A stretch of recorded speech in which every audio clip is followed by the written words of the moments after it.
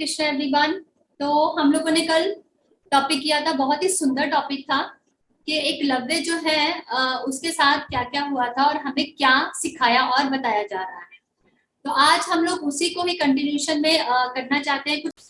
तो हम अगर अपने आसपास के एग्जांपल्स में देखते हैं तो हमें सबसे पहले दिखता है कि पंचायत एक वर्ड है। इसके ऊपर काफी स्टडी हुआ कि पंचायत वर्ड कहाँ से आया। तो जो पंचायत वर्ड है ये आया है, जो चार हमारे वर्ण हैं उनसे पंचायत आया। तो चारों वर्ण जो ऐसे बताए जाते थे कि उस टाइम पे गांव में, हर गांव में चारों वर्णों के लोग रहते थे, मतलब चारों जातियां थी उनके लोग रहते थे और हर जाति का एक व्यक्ति जो था वो उस पंचायत में शामिल होता था।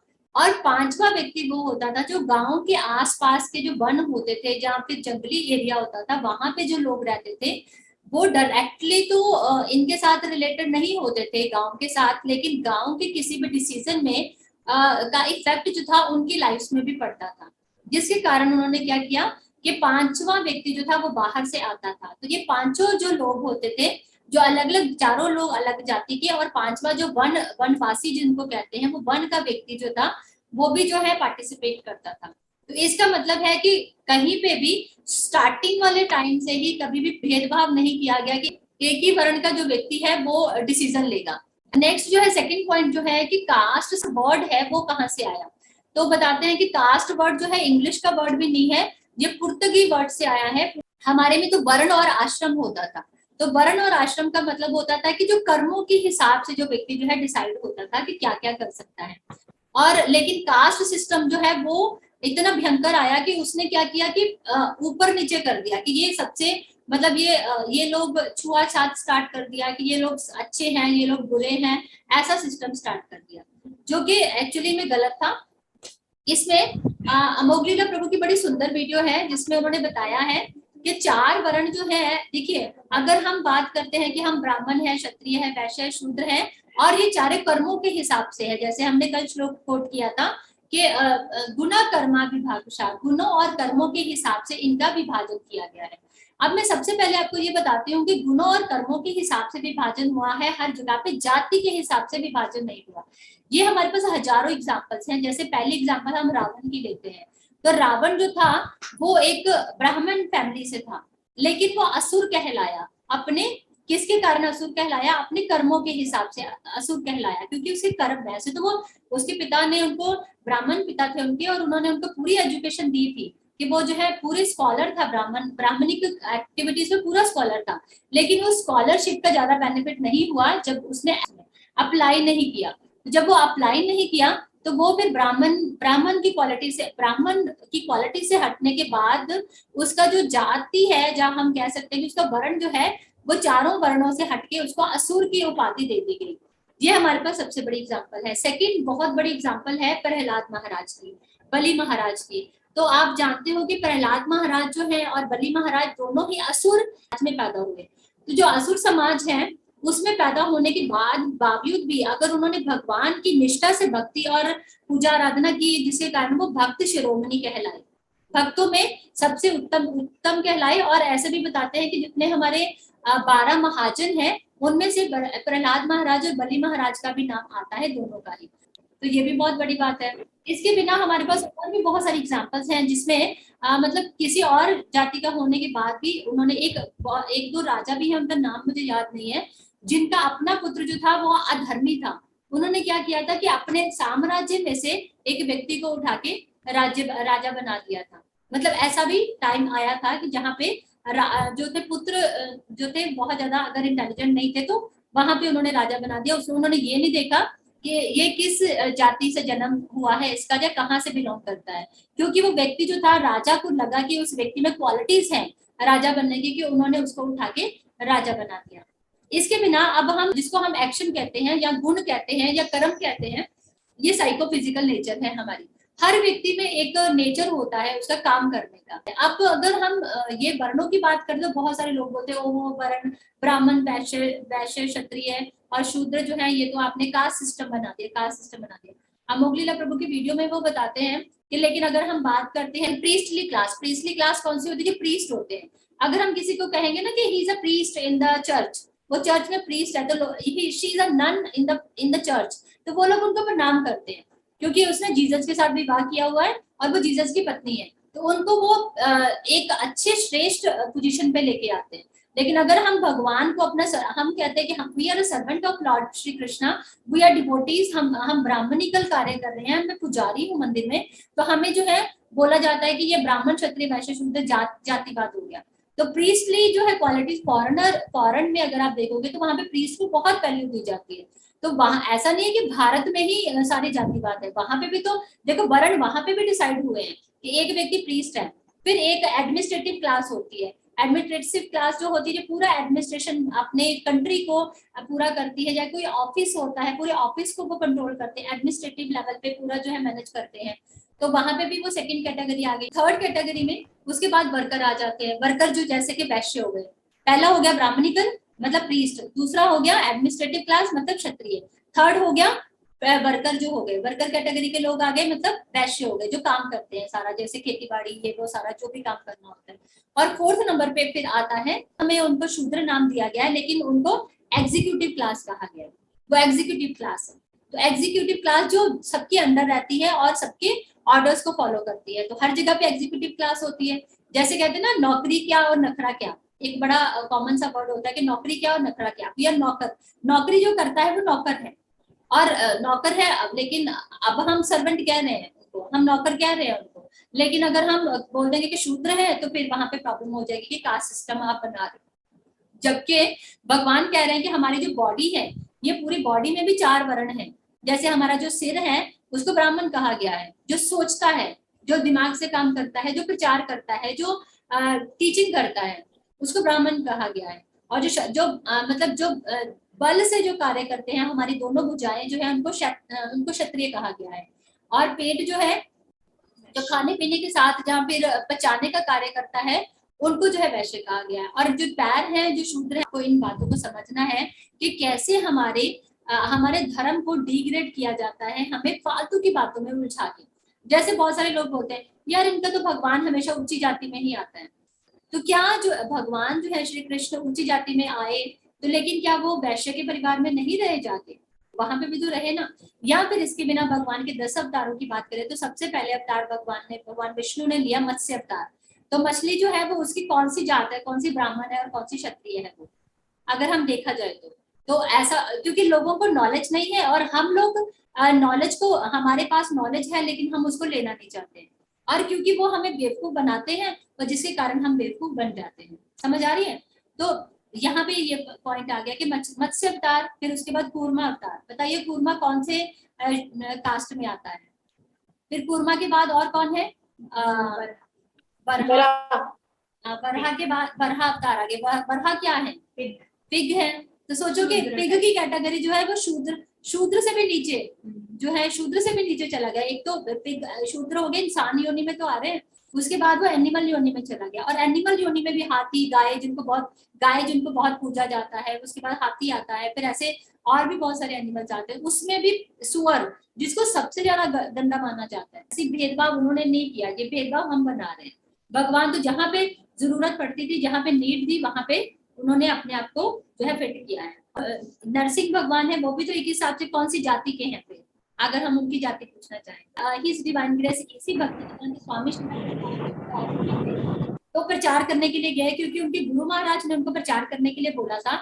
जब वो फॉरेन में प्रचार करने गए तो उन्होंने उस समय जो है जितने भी जो भक्ति को अडॉप्ट करना चाहते थे उनको उन्होंने ले लिया। उन्होंने ये नहीं देखा ये किस जाति के हैं। वहां पे शिला प्रभुपाद ने ये नहीं देखा कि मैं इनको जो है एक ब्राह्मण बना, क्योंकि वैष्णव जो है वैष्णव ब्राह्मण से भी ऊपर होते हैं। उन्होंने बोला कि मैं इनको वैष्णव बनाने जा रहा हूँ, जो कि ब्राह्मण, वैश्य, क्षत्रिय और शूद्र चारों से ऊपर वर्ण है, तो उनको वैष्णव बना दिया शिला प्रभुपाद ने। है यहाँ के ब्रज भूमि में मैं आपको बताती हूँ कि बहुत सारे लोग इस कॉम को पसंद नहीं करते, बहुत सारे लोग, क्योंकि लोकल है और वो उनको अपने बिजनेस की पड़ी है ना, कि उनका बिजनेस ठप हो रहा है, इस कॉम की ज्यादा चढ़त हो रही है, तो उनका रीजन नफरत करने का सिर्फ यही है और कोई रीजन नहीं है। अदरवाइज वो क्या बोलते हैं कि मलेशियों को ब्राह्मण बना दिया, हम तो ब्रजवासी हैं, हमारे लेवल पे खड़ा कर दिया। तो शिला प्रभुपाद बोलते हैं कि गुना कर्मा विभागशा भगवान बोल रहे हैं तो हम क्यों ना बोलेंगे, we are followers of lord Shri Krishna. तो जब भगवान बोल रहे हैं तो हमें भी भगवान की बात को फॉलो करना है। मायापुर जहाँ पे चैतन्य महाप्रभु का स्थान है, वहां पे भी बहुत सारे लोग इस्कॉन के खिलाफ है, क्योंकि वो सोचते हैं कि इन लोगों ने जो है अपना प्रोपेगेंडा बना लिया है, इन लोगों ने ये कर लिया है, इन लोगों ने बिजनेस बना लिया है। लेकिन इस्कॉन के भक्तों को कोई फर्क नहीं पड़ता, क्योंकि हमें पता है कि शीला प्रभुपाद ने हमें आत्मा के लेवल पे समझाया है। हम सब आत्माएं हैं।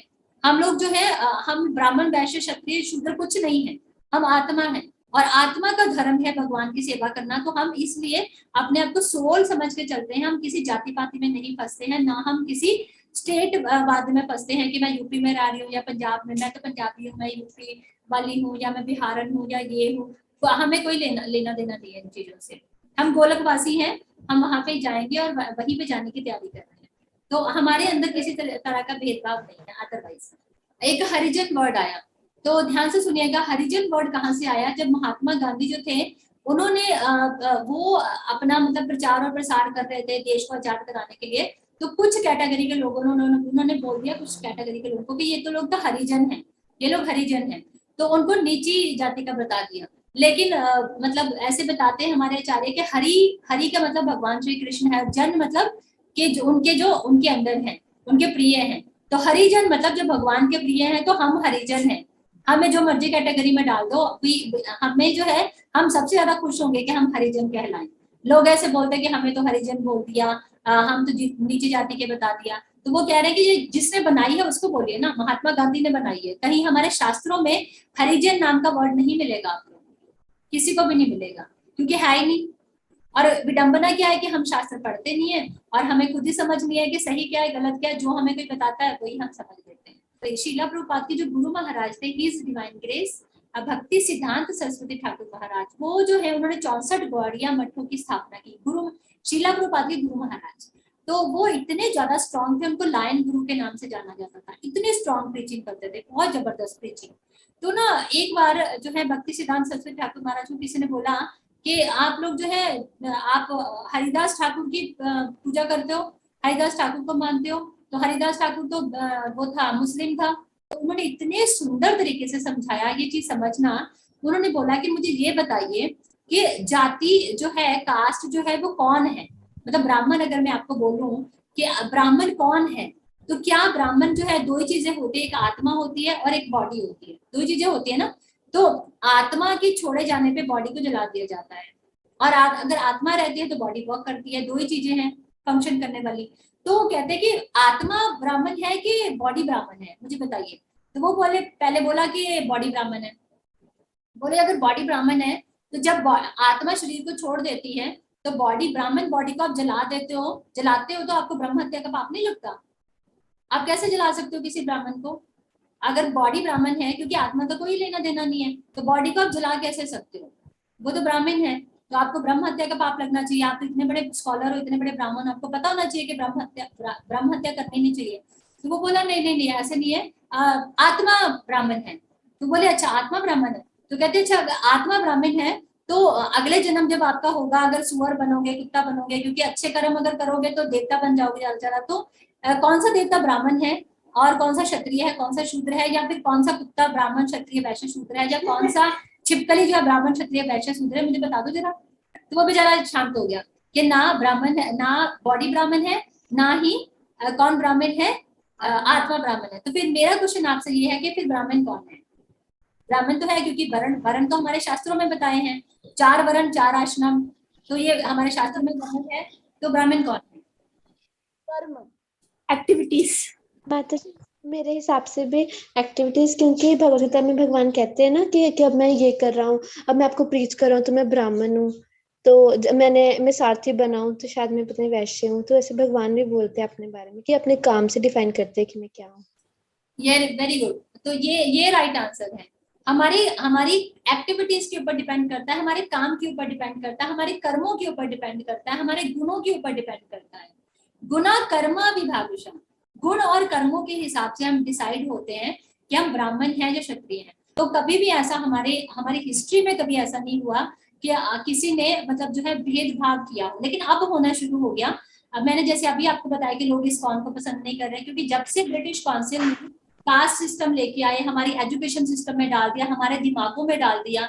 आज भी जो है हमारे ब्राह्मण फैमिलीज के, मैं क्योंकि मैं ब्राह्मण फैमिली से हूँ, मुझे पता है, मेरी दादी और नानी के घरों में जो शुद्ध घर के जो मेड होती थी, घर में काम करने आती थी, उनका गिलास अलग रखा जाता था, उनकी प्लेट अलग रखी जाती थी कि ये लोग नीचे जाती थी, क्योंकि उनके दिमागों में डाल दिया गया। लेकिन एक्चुअली स्टार्टिंग से ऐसा नहीं था। तो श्रीला प्रभुपाद हमें इस्कॉन में इस चीज का खंडन करते हैं कि जो भी हरि नाम ले रहा है वो वैष्णव है, तो हमें कभी भी उस व्यक्ति के साथ भेदभाव नहीं करना चाहिए।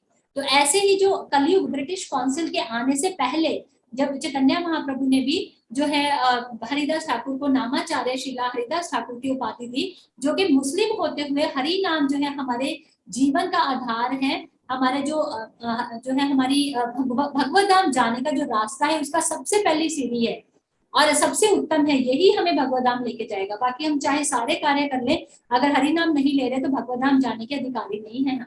तो हरिदास ठाकुर जो मुस्लिम है उनको नामाचार्य हरिदास ठाकुर की उपाधि दी। ऋषि गौतम जो है उनके बारे में बताया जाता है कि वो एक रैबिट के गर्भ से उत्पन्न हुए थे, एक रैबिट के। और जो कौशिक ऋषि थे, कौशिक ऋषि वो जैकल के गर्भ से उत्पन्न हुए थे। हाँ, श्रृंगी, ऋषि श्रृंगी जो थे उनके पिता की बात है। तो ऋषि श्रृंगी जो है वो किसी एनिमल की बॉडी से आए हैं वो भी।